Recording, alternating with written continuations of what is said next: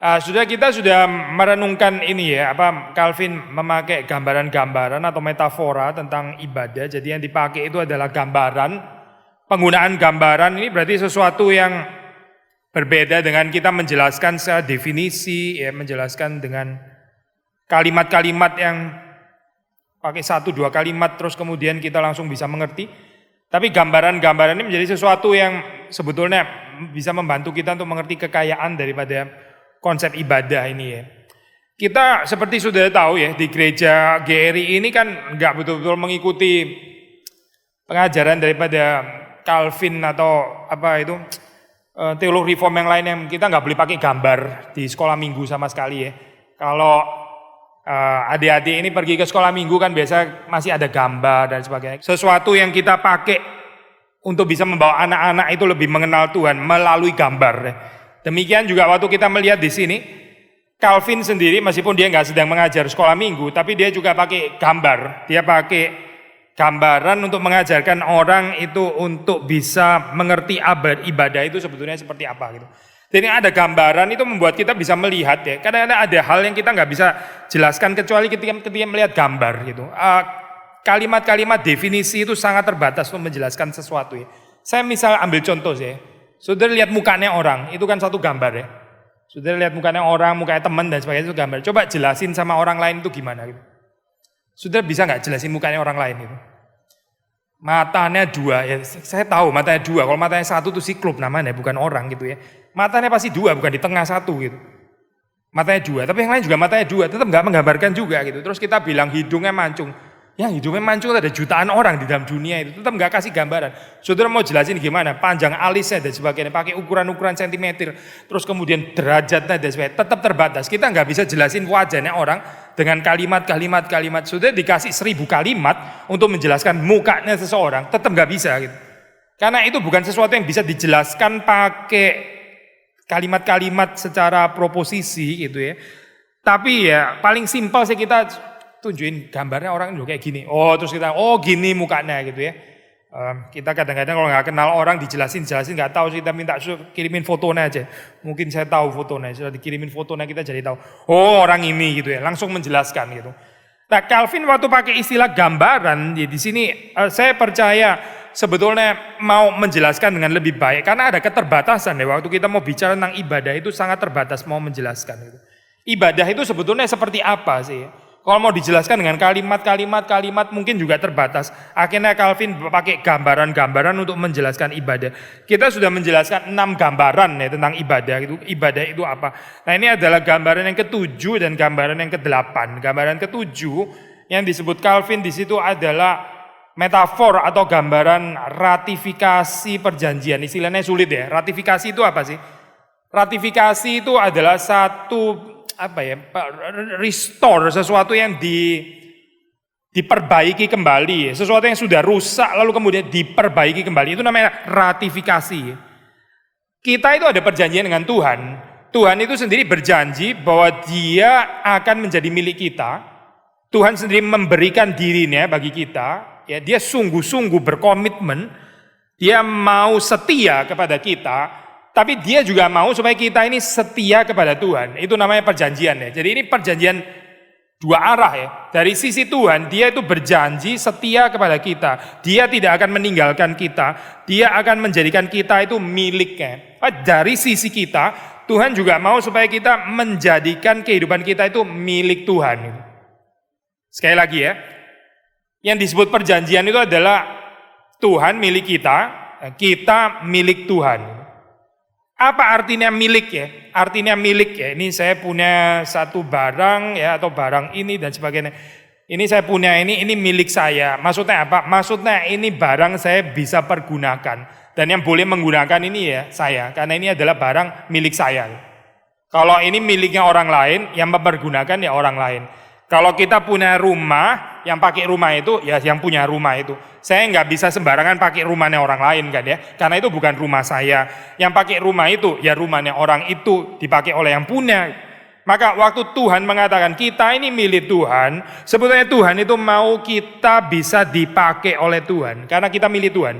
Seperti kita punya ini ya, punya barang kita pakai, bukan orang lain yang pakai. Demikian juga hidup kita itu bukan milik yang lain tapi milik Tuhan, maka Tuhan juga mau pakai kehidupan kita. Tapi kita tahu ya waktu kita di dalam kehidupan ini nggak selalu bisa dipakai Tuhan gitu. Kadang-kadang kita nggak mau dipakai Tuhan, kadang-kadang kita mau hidup sendiri. Kadang-kadang kita nggak taat, kadang-kadang kita mau berjalan sendiri, kita nggak betul-betul menghargai Tuhan sebagai pemilik kehidupan kita. Nah, waktu Calvin menggambarkan ibadah itu seharusnya mengingatkan kita bahwa kita itu sungguh-sungguh milik Tuhan. Sebagaimana Tuhan juga adalah milik kita. Waktu kita di dalam kesulitan, waktu kita di dalam penderitaan, waktu kita di dalam kesedihan, kita datang kepada Tuhan, kita minta Tuhan menolong kita. Dan Tuhan memang setia menolong kita, karena memang Dia adalah milik kita. Tuhan itu punyanya kita gitu ya. Tetapi kita sendiri juga mesti belajar untuk memberi diri kita bisa dimiliki oleh Tuhan. Nah, waktu kita bicara tentang perjanjian ini ya, waktu kita bicara tentang ibadah, perjanjian itu seringkali dirusak oleh manusia, bukan dirusak oleh Tuhan. Jadi kita ini nggak selalu bisa setia kepada Tuhan. Kita kadang-kadang nggak setia, kita kadang-kadang berjalan sendiri, dan di dalam keadaan seperti ini ya, kita itu menjadi orang-orang yang melanggar perjanjian. Kita bukan memelihara perjanjian, kita melanggar perjanjian. Sehingga perjanjian itu yang seharusnya terjadi antara Tuhan dan Allah itu seringkali dirusak oleh manusia sendiri. Nah, waktu Calvin menyebutkan istilah ini ya, ratifikasi atau bagaimana perjanjian itu dipulihkan, dibenarkan lagi. Di dalam ibadah itu berarti ada berita pengampunan dosa. Berarti di dalam ibadah itu kita mesti mendengar berita bahwa kita ini diampuni, bahwa Tuhan itu mengundang kita sekali lagi. Nah, ini berarti kita mengetahui bahwa kita adalah pelanggar-pelanggar perjanjian. Kita adalah orang-orang yang gak setia kepada Tuhan. Lalu kemudian Tuhan tetap setia dan memanggil kita kembali. Tuhan mau supaya kita tetap berada di dalam ikatan perjanjian dengan Tuhan. Maka sekali lagi saudara, di dalam ibadah itu kita mendengar, kita mengerti bahwa Tuhan itu masih mengasihi kita. Tuhan tidak membuang kita, Tuhan tidak membiarkan kita terhilang, tapi Dia tetap mau supaya kita berada di dalam perjanjian dengan Dia. Ini lagi dan lagi dan lagi dan lagi. Karena itu saya di dalam liturgi misalnya ya, kita pakai ini kan ya, ada pengakuan dosa. Ini bukan untuk apa ya, supaya kita terus kemudian setiap minggu itu minta ampun lagi, minta ampun lagi, terus berdosa lagi, minta ampun lagi, berdosa lagi, minta ampun lagi, seperti kayak orang yang nyebelin gitu. Bukan di dalam spirit seperti itu, tapi ini ada ya, karena memang kenyataannya di dalam kehidupan ini. Kita itu seringkali melanggar perjanjian dengan Tuhan itu. Kita nggak betul-betul berkomitmen, kita nggak betul-betul setia, kita nggak mengasihi Allah itu dengan segenap hati kita, segenap pikiran, segenap kekuatan, segenap jiwa. Ya. Dan kita juga nggak mengasihi sesama kita seperti diri kita sendiri. Jadi waktu di dalam ibadah kita diingatkan ketidaksempurnaan kita, supaya kita boleh sekali lagi mengenal bahwa Allah itu betul-betul adalah Allah yang penuh cinta kasih, dan Allah itu mengampuni. Tapi nggak berhenti di sini ya, nggak berhenti sampai di dalam kalimat Allah mengampuni ya. Jadi kita boleh berbuat dosa lagi, ntar tuh diampuni lagi oleh Tuhan, berbuat dosa lagi, diampuni oleh Tuhan. Saya percaya itu orang yang nggak mengenal Tuhan. Karena dosa itu sebetulnya bukan sesuatu yang kita bisa menikmati. Melanggar, tidak setia kepada Tuhan, melanggar perjanjian, itu bukan sesuatu yang kita bisa bahagia di dalamnya, bukan gitu. Itu adalah sesuatu yang membuat hidup kita itu sebetulnya sengsara gitu. Maka waktu Tuhan memanggil kita ya, Dia mau menarik kita ke dalam satu keadaan kehidupan yang betul-betul dipulihkan di dalam Tuhan, sehingga kita bisa hidup menikmati perjanjian bersama dengan Tuhan itu. Sehingga waktu kita mengatakan kalimat ini ya, ibadah sebagai ratifikasi atau pemulihan perjanjian, itu termasuk di dalamnya selain pengampunan dosa, juga panggilan Tuhan untuk kita itu sekali lagi betul-betul menjadikan diri kita itu milik Tuhan. Kalau kita bilang kita itu milik Tuhan, berarti kita nggak mengatur kehidupan kita sendiri, kita nggak menentukan kehidupan kita sendiri, ya. Kita bukan mengatur kehidupan kita seperti yang kita mau, tapi bagaimana Tuhan mau kehidupan kita. Banyak orang itu nggak bisa dipakai Tuhan, ya. Banyak orang itu nggak bisa Tuhan itu menjadikan alatnya. Kenapa? Karena dia mau mengatur dirinya sendiri. Gitu. Dia selalu punya pendapatnya sendiri, dia punya keinginannya sendiri. dia punya mimpinya sendiri, dia punya cita-citanya sendiri. Ya. Dan itu nggak cocok dengan cita-citanya Tuhan itu. Sehingga orang seperti ini, ya, Tuhan itu nggak bisa pakai itu. Tuhan itu nggak bisa menggunakan. Kenapa? Ya karena dia memiliki dirinya sendiri. Tetapi orang yang mempersembahkan diri di hadapan Tuhan, ya, itu menjadikan dirinya milik Tuhan. Lalu setiap kali di dalam segala sesuatu dia itu berpikir bagaimana Tuhan berpikir. Firman Tuhan itu mengajarkan seperti apa. Nah, anak-anak dan orang-orang yang seperti ini adalah orang-orang yang diberkati Tuhan. Karena dia tidak berjalan di dalam pengertiannya sendiri, seperti dikatakan di dalam firman Tuhan. Perlu kerendahan hati ya, waktu kita berjalan bersama dengan Tuhan. Karena kita ini punya pendapat sendiri, punya pikiran sendiri, yang seringkali bertentangan dengan firman Tuhan. Sehingga waktu kita kembali kepada Tuhan, kita mendengar firman Tuhan, kita dikoreksi, kita ditegur lagi dan lagi dan lagi, supaya kita beroleh kehidupan seperti yang Tuhan kehendaki. Nah, waktu kita hidup sepenuhnya menjadi milik Tuhan, ya kita adalah orang-orang yang sangat bahagia dan kita adalah orang-orang yang sungguh-sungguh dihibur. Saya percaya dalam keadaan seperti ini ya, keadaan banjir dan sebagainya, semua orang pasti mengalami certain gangguan ya. Semua orang pasti ada susahnya lah ya, ada sumpek kayak. Saya dengar hari ini ada salah satu jemaat kita, bukan jemaat di tempat ini ya, saya. Tapi jemaat di Harapan Indah, maksudnya dia sering kebaktian di sana. Suaminya meninggal pagi ini ya, dan ya meninggal terus nggak ada yang bisa datang untuk mengambil jenazahnya. Jadi istri ini masih berada di rumah. Sekarang sih sudah bisa ya sudah. Tapi tadi pagi itu nggak ada orang bisa datang ke sana, banjir ya. Komunikasi juga sangat terbatas. Waduh, saya nggak bisa bayangin ya itu berapa sumpek ya.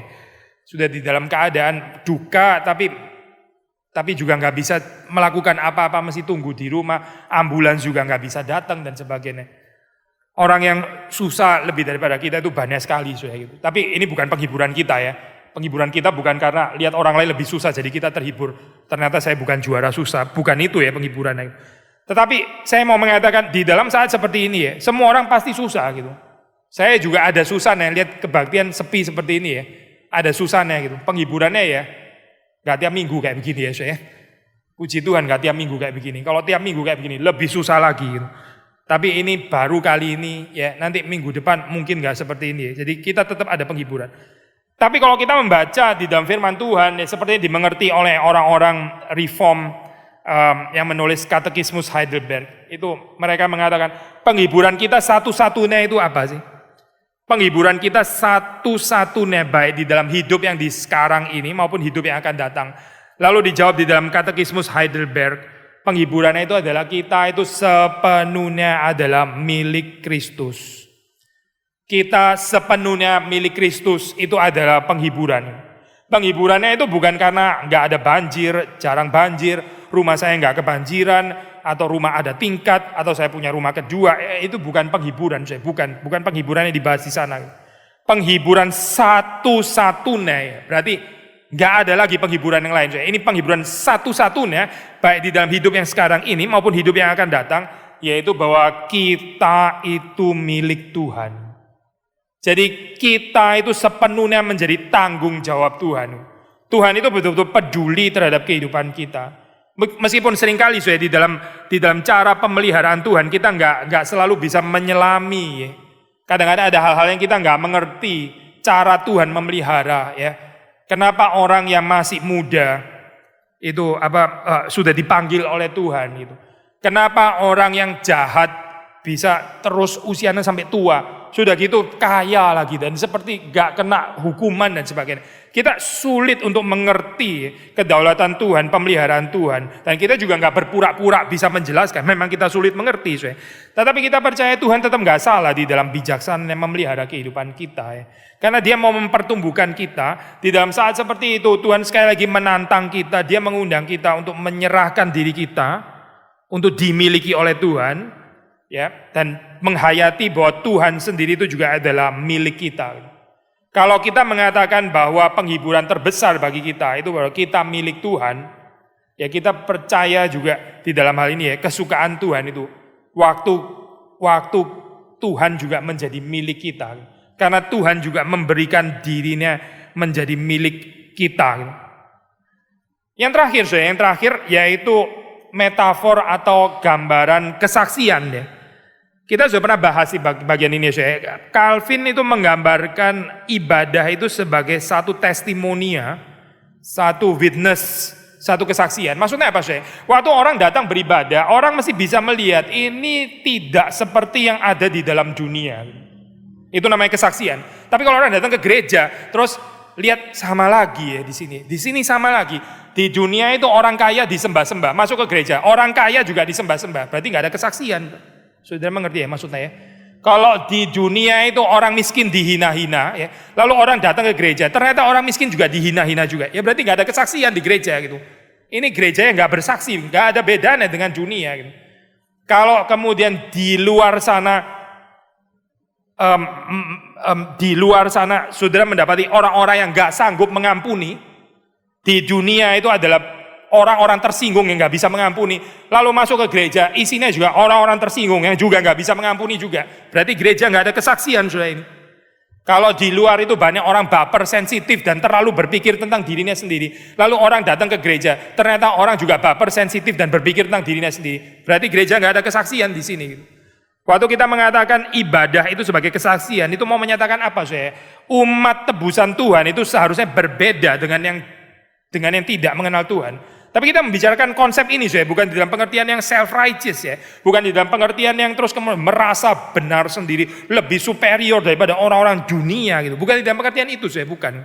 Tapi karena kita mengenal Tuhan, ada ayat saya di dalam firman Tuhan dikatakan, barang siapa bermegah ya, hendaklah dia bermegah karena mengenal aku, katanya Tuhan. Bukan bermegah karena dia kaya, bukan bermegah karena dia terkenal, bukan bermegah karena dia ini dan itu dan sebagainya, bukan karena dia saleh lah dan seterusnya, bukan itu. Tapi karena dia mengenal Tuhan. Apa sih artinya saya mengenal Tuhan? Mengenal Tuhan yaitu kita pertama sadar bahwa kita ini bukan orang baik-baik, bahwa kita ini adalah orang berdosa. Itu orang yang mengenal Tuhan. Orang yang rasa dirinya suci, saleh, benar, precise, adil dan sebagainya. Itu orang yang nggak mengenal Tuhan. Orang yang mengenal Tuhan itu selalu sadar bahwa dia itu nggak seperti Tuhan. Itu orang yang mengenal Tuhan. Bahwa Tuhan itu jauh sekali dengan dia.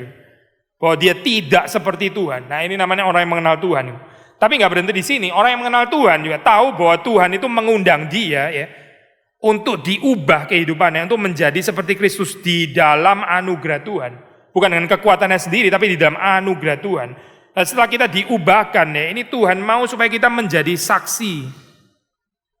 Sekali lagi saya, menjadi saksi. Bukan cuma di dalam ibadah pada hari Minggu, tapi juga di dalam keseharian kita. Karena di dalam keseharian kita juga sedang beribadah kepada Tuhan. Apa saya artinya menjadi saksi gitu ya? Berarti kita berani ya untuk tampil berbeda. Bukan demi keberbedaan itu sendiri ya. Tapi hidup melawan arus, nggak seperti di dalam dunia ini gitu. Kita percaya saya kalau orang Kristen betul-betul hidup menjadi saksi ya, itu meskipun jumlahnya sedikit ya, itu ada impact di dalam masyarakat, ada pengaruh gitu. Tapi kalau orang Kristen nggak menjadi saksi ya, mau jumlahnya ribuan lah, jutaan dan sebagainya, ya sudah jutaan cuma angka doang gitu. Nggak ada pengaruh di dalam dunia, nggak ada pengaruhnya gitu. Karena orang Kristen sama saja dengan orang yang bukan Kristen. Kecuali mungkin kalau makan dia berdoa dulu gitu. Tapi selain itu nggak ada bedanya gitu. Apa bedanya saya di dalam hal ini gitu? Karena kita percaya Yesus Kristus, Alkitab mengatakan Tuhan mau supaya kita hidup seperti Kristus. Mungkin kita lupa ya bahwa jemaat mula-mula ya orang-orang seperti Markus, seperti Matius, seperti Lukas, seperti Yohanes, waktu mereka menulis Injil, ini ada satu statement yang sifatnya itu polemik dan sangat berbahaya ya. Waktu mereka menyebut Yesus itu anak Allah. Istilah anak Allah itu sebetulnya dipakai untuk kaisar. Lalu kaisar mesti diakui sebagai anak Allah. Lalu orang mesti menyembah kaisar. Tapi orang-orang seperti Markus, seperti Lukas, seperti Yohanes, seperti Matius mengatakan anak Allah itu adalah Kristus. Ini bahaya sekali ya ngomong kalimat seperti ini.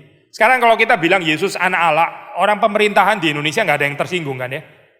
Nggak ada gitu maksudnya, karena Jokowi juga nggak menyebut diri anak Allah kan ya. Jadi kita nggak ada singgungan apa-apa gitu. Kita bilang Yesus juru selamat, juga nggak kenapa-kenapa. Waktu orang Kristen bilang Yesus juru selamat, Itu titel yang dipakai oleh kaisar. Kaisar itu menyebut dirinya juru selamat. Hosoter. Lalu terus kemudian Markus mengatakan Hosoter itu bukan kaisar, tapi Yesus Kristus. Itu bahaya sekali kalimat ini. Satu kalimat yang bikin mereka bisa dipenggal kepalanya pada saat itu ya. Tapi kita waktu sekarang kita mengatakan kita Yesus juru selamat. Gak kenapa-kenapa. Gak ada orang penggal kita, gak ada orang marah dan sebagainya. Karena kalimat itu bukan merupakan satu kalimat polemik ya. Tapi apakah terus kemudian kita jadi apa ya? Saya percaya kita bukan mesti mengganti istilahnya lah atau apa ya, atau kemudian kita mesti sengaja cari-cari penderitaan atau cari-cari kesulitan. Saya percaya kita hidup di dalam dunia selalu ada banyak kesempatan untuk bersaksi yang bisa berpotensi untuk membahayakan kehidupan kita. Itu selalu ada, nggak pernah nggak ada. Dimanapun nih saudara berada, entah kita ada di Cina atau Korea Utara seperti sekarang ya. Ya, ini memang bicara begini sulit ya, ini katanya sekarang kena lagi belalang. Satu urusan apa ini? Urusan apa ini Mas? Coronavirus belum selesai ya. Ada wabah belalang lagi. Seperti ini enggak selesai ya persoalannya.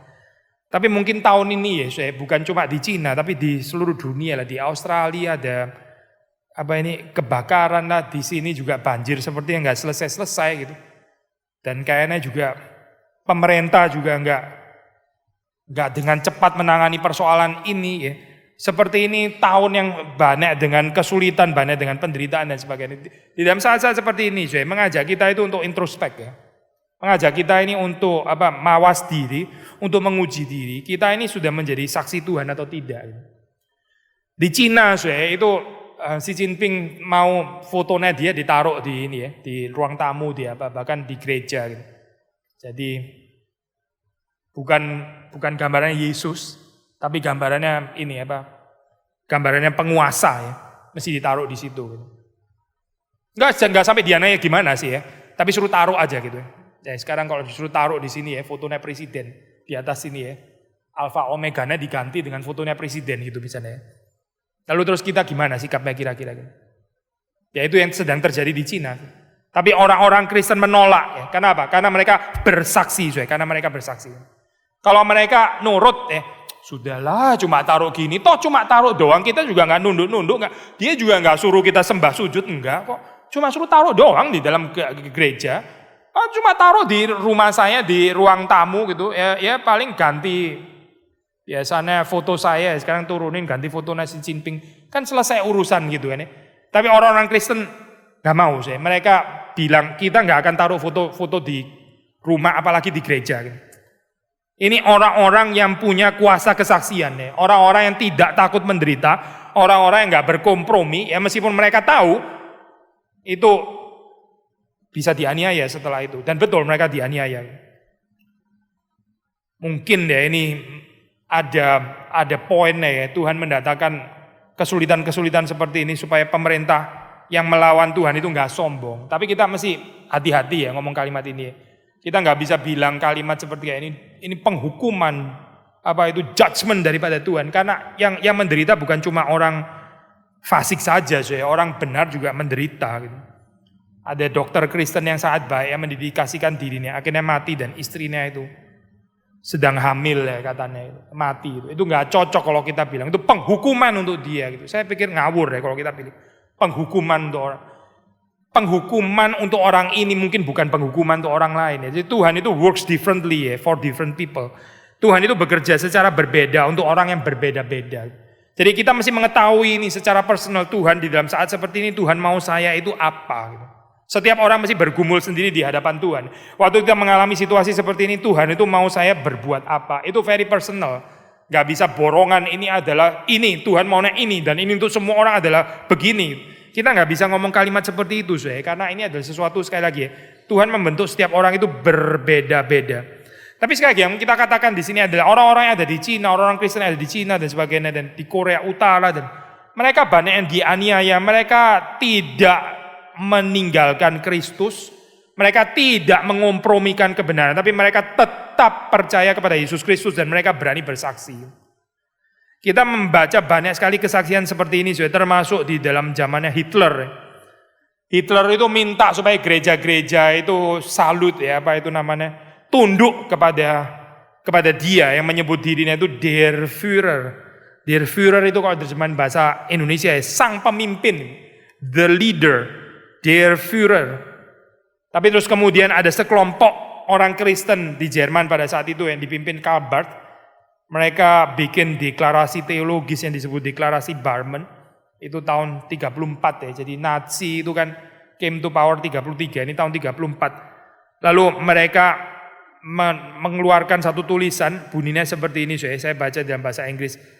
Jesus Christ, as he is attested for us in Holy Scripture, is the one word of God which we have to hear and which we have to trust and obey in life and in death.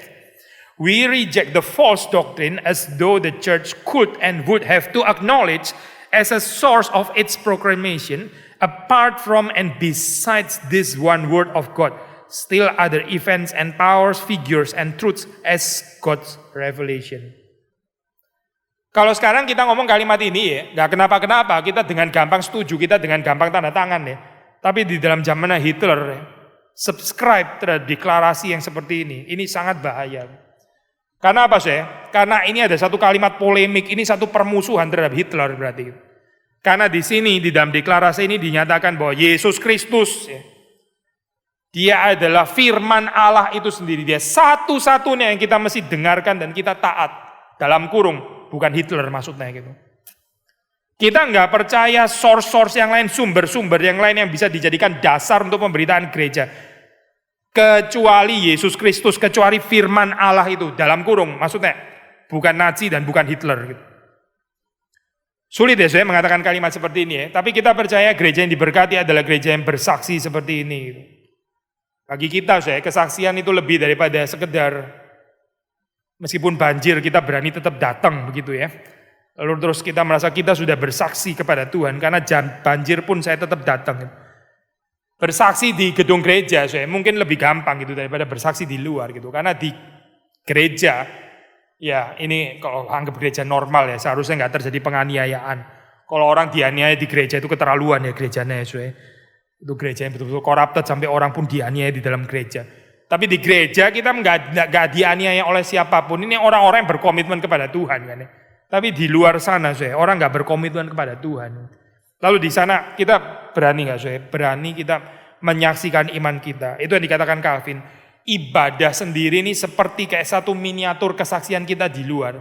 Kita di sini sedang bersaksi kepada Tuhan bahwa kita percaya kepada Tuhan. Kita menjadi miliknya dan kita mau setia mengikut Dia. Pertanyaannya, waktu kita keluar meninggalkan ruangan ini, kita masih tetap bersaksi nggak di sana? Bersaksi bukan hanya di dalam pengertian kata-kata saja ya, tapi seluruh tindakan kita. Itu kita menyaksikan diri sebagai orang yang mengenal Tuhan. Saya bisa kasih contohnya banyak sekali. Di dunia mengejar apa, tapi kita nggak tertarik mengejar itu. Kita mengejar yang lain. Di dunia sikapnya seperti apa, kita nggak punya sikap seperti itu, kita sikapnya lain. Gambaran seperti ini. Ini namanya satu kesaksian. Kekristenan itu dimulai dengan grup yang sangat kecil ya. Cuma segelintir orang saja. Yesus memulai hanya dengan 2 murid. 2 murid saja. Ini sudah lebih banyak daripada permulaannya Yesus. Ini sudah lebih banyak daripada Yesus waktu mulai. Tapi memang bukan angka, bukan gitu. Bukan tentang berapa jumlahnya, tapi orang itu menjadi saksi atau enggak menjadi saksi. Harap Tuhan memberikan kekuatan kepada kita ya, menjadi saksi Kristus di tengah-tengah dunia yang gelap, di tengah-tengah dunia yang accuse, yang menuduh, yang mendakwa Yesus sebagai penghujat, mendakwa Yesus sebagai pembohong, mendakwa Yesus sebagai orang gila dan seterusnya dan seterusnya. Lalu panggilan kita ya sebagai orang-orang percaya, sebagai orang Kristen, kita dipanggil untuk menjadi saksi Tuhan. Kiranya Tuhan berkati kita semua. Mari kita masuk dalam doa. Tuhan berkati apa yang sudah kami renungkan dan Tuhan menghidupkan di dalam diri kami masing-masing dan kami juga sebagai jemaat di dalam keluarga-keluarga Kristen supaya kami tidak terhanyut dengan apa yang dipikirkan oleh dunia ini, berpikir bersama dengan dunia, di dalam bijaksana dunia, di dalam hikmat dunia. Tetapi kami menjadi orang-orang yang berpikir bersama dengan Tuhan, mengikut Tuhan, memiliki perasaan seperti perasaan Tuhan, dan juga berkehendak seperti kehendak Tuhan. Kami bersyukur karena Engkau sudah menyelamatkan kami, dan kami berdoa supaya Tuhan terus mempertumbuhkan iman kami, mempertumbuhkan pengharapan cinta kasih kami kepada Tuhan dan juga kepada sesama. Berkati jemaat-Mu, sekali lagi kami ingat saudara-saudara kami yang tidak bisa hadir, Tuhan memelihara mereka, berikan kesempatan untuk bisa beribadah pada hari ini, kalau tidak di tempat ini juga di tempat yang lain. Terima kasih Tuhan, demi Yesus Kristus kami berdoa, kami bersyukur, amin.